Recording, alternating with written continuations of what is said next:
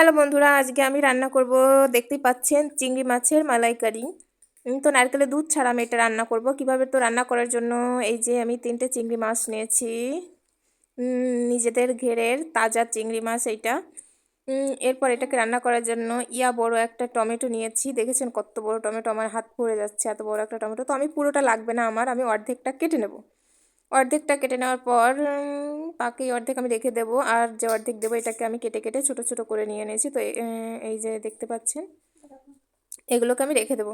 তো আমি এখানে রান্না করার জন্য কি কি নিয়েছি আপনাদের একটু দেখিয়ে দিই। এখানে আছে তেজপাতা, ধনে পাতা ওপাশে, তারপরে আছে কাঁচা ঝাল, ওপাশে রাখা আছে গরম মশলা বাটা, এটা রসুন, এটা আদা বাটা, ওপাশে পেঁয়াজ বাটা, এটা জিরে বাটা, এটা তো গরম মশলা বলেছি, এটা কাঁচা ঝাল, এটা তেজপাতা, এটা ধনেপাতা, টমেটো কুচি।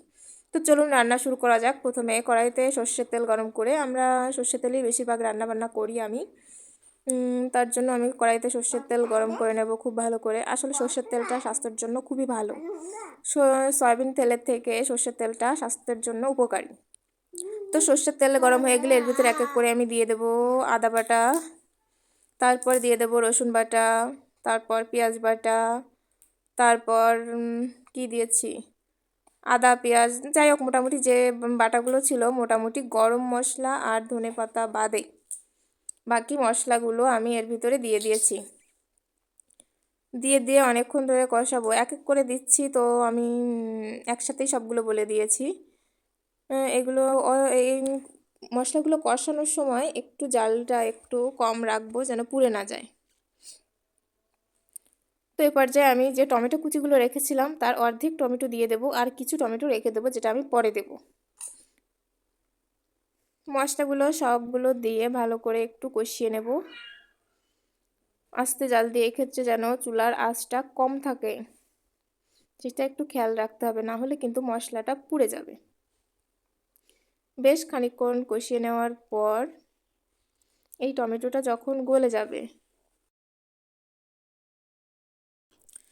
তখন চিংড়ি দেবো। তো তার আগে এর ভিতরে একে একে লবণ হলুদ দিয়ে দেবো। লবণ হলুদ দিয়ে মশলাটাকে আরেকটু ভালো করে কষিয়ে নেব।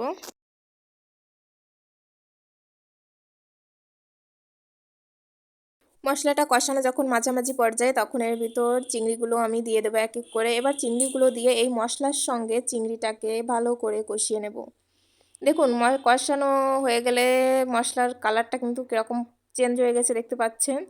তো এই পর্যায়ে কিন্তু আমাদের মশলাটা পুরোপুরি কষানো হয়ে গেছে, কালারটা যেহেতু এরকম হয়ে গেছে। এরপর বেশি কষালে এবার মশলাটা পুড়ে যাবে, তার জন্য আমি আর মশলাটা কষাবো না। এই পর্যায়ে আমি এর ভিতরে জল দিয়ে দেবো পরিমাণ মতো। তো যেহেতু চিংড়ি মাছ এতে রান্না করতে খুব বেশি জল লাগবে না, তার জন্য আমি খুব বেশি দিইনি। মশলাটা ভালো করে চারপাশে কড়াই চারপাশে লেগেছিল, সেটা আমি এই যে টমেটো কুচিগুলো এর ভিতর দিয়ে দেবো। বাকি টমেটো কুচিগুলো দিয়ে এরপর ঢাকনা দিয়ে কিছুক্ষণ রান্না করব। মাঝে মাঝে উঠিয়ে একটু নেড়ে চেড়ে দেবো। দেখুন আমার রান্না প্রায় অর্ধেক পর্যায়ে চলে এসেছে, ঝোলটা অনেকটা শুকিয়ে এসেছে। তো এরকম এ পর্যায়ে আমি এর ভিতরে দিয়ে দেবো ধনেপাতা কিছু।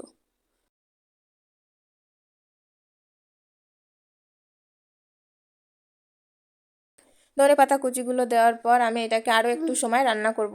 দেখুন তেল ছেড়ে দিয়েছে, তার মানে আমার রান্নাটা শেষ হয়ে গিয়েছে। এখন আমি এটাকে নামিয়ে ফেলবো। নামিয়ে উপর দিয়ে একটু ধনেপাতা ছড়িয়ে দিয়েছি। দেখুন কত সুন্দর দেখা যাচ্ছে। এটা কিন্তু দেখতেও যেমন সুন্দর হয়েছে, খেতেও খুবই সুন্দর হয়েছে। তো ভালো লাগলে একটা লাইক কমেন্ট শেয়ার করে যাবেন।